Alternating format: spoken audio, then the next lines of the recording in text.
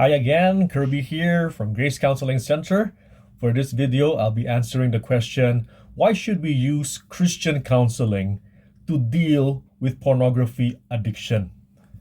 And I'll go straight to it. So the first main reason that I put in here is that we need the sense of righteousness, the sense that we are correct, that it is completely wrong. Because if we're not convinced that pornography practices or pornography addiction is completely wrong, there's very little chance we can do to overcome it. So the first place to do here is to establish that it is completely wrong. Now, I have been practicing as a psychologist for over 25 years. And even as a psychologist, which is purely scientific, they say, and we follow the medical models and stuff, we have no qualms into saying that pornography practices can sometimes be okay. Okay in the sense that there's many factors, like you do it privately, you're not really harming anyone.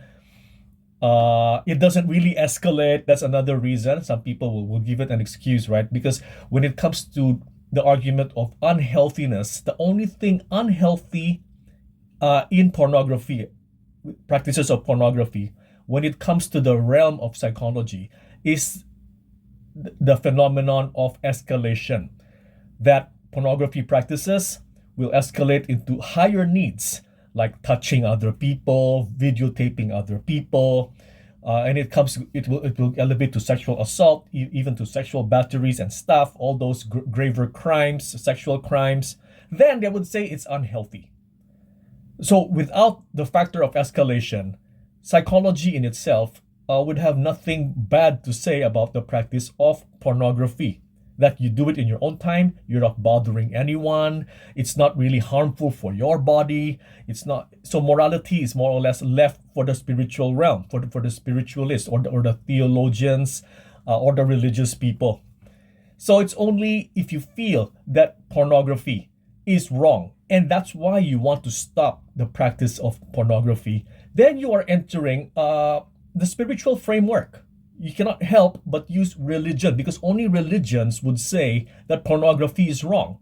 The rest will have more or less no firm basis to say that it is wrong. So they will just have to say that if you practice it in your own time, you're not harming anyone else, it may not even be illegal. Now that's another term, right? So again, you will have to have a firm foundation to say that pornography is wrong. Hence, I want to stop it. In my opinion, of course, you go to the beliefs of Christianity, the track of Christian counseling, then more or less, it's clear cut. It is wrong. All the practices connected to it are wrong. What gives me the right to say this? What authority behind this one? And here's in Christian counseling where we call in verses from the Bible, which is the authority for truth. We have here Matthew 5 verse 28. It's the Lord Jesus Christ himself telling us, but I say to you that whoever looks at a woman to lust for her has already committed adultery with her in his heart. And adultery is part of the 10 Commandments. What the Lord Jesus Christ here is saying that you don't have to be in an extramarital affair to commit adultery. As long as you look at someone and have lustful thoughts, you undress them in your heads, already that one is a sin, aka it is wrong. So we cannot simply say that some people would challenge the Bible and say that actually there's no verse speaking against pornography. That's nonsense. We have here Matthew 5:28. And the rest of this, we have here Matthew 6:22, where the Lord is teaching us the lamp of the body is the eye. If therefore your eye is good, your whole body will be full of light. The Lord is actually saying that there are long-term consequences to the evil that you're seeing, to the evil use of the eye. It doesn't just give you pleasure for that moment, it corrupts the entire person. So Matthew 6:23, if your eye is bad, your whole body will be full of darkness. If therefore the light that is in you is in darkness, how great is that darkness? There's actually long-term evil or unhealthy effects or deadly effects of what you're seeing or of what you're taking in the body. Christianity gives us the firm foundation. Christian counseling will deal well with pornography addiction because in the first place, it's one of the big enemies of Christianity. There is no two ways to settle on this one. Without motivation, okay, you can mention motivational interviewing. I'm a fan of Miller and Rolnick for motivational interviewing.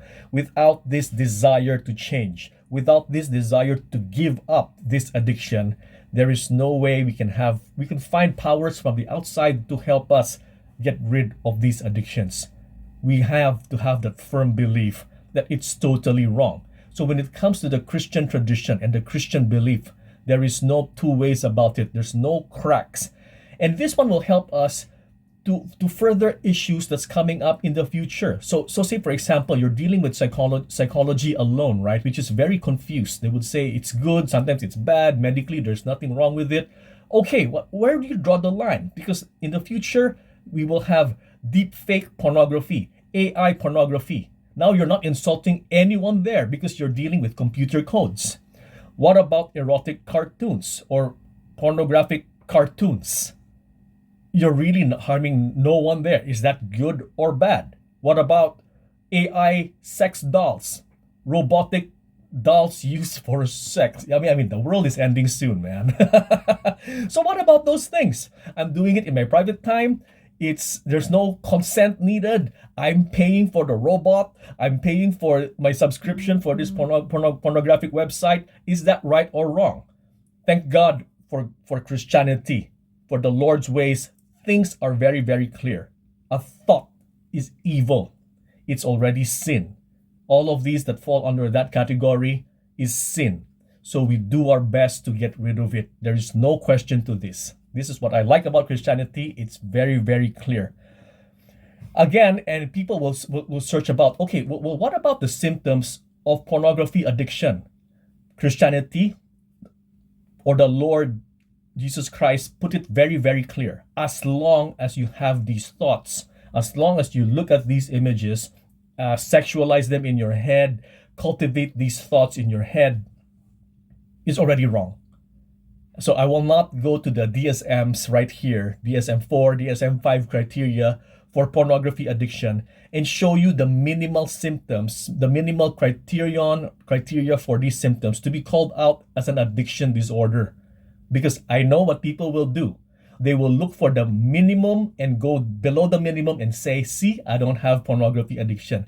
If the minimum requirement for pornography addiction, let's just say, I'm just putting it out there, let's just say viewing pornographic materials for 1 hour a day. That's the operational definition. What people will do is, okay, I will just do it 30 minutes a day and it's still okay, right? It's not an addiction.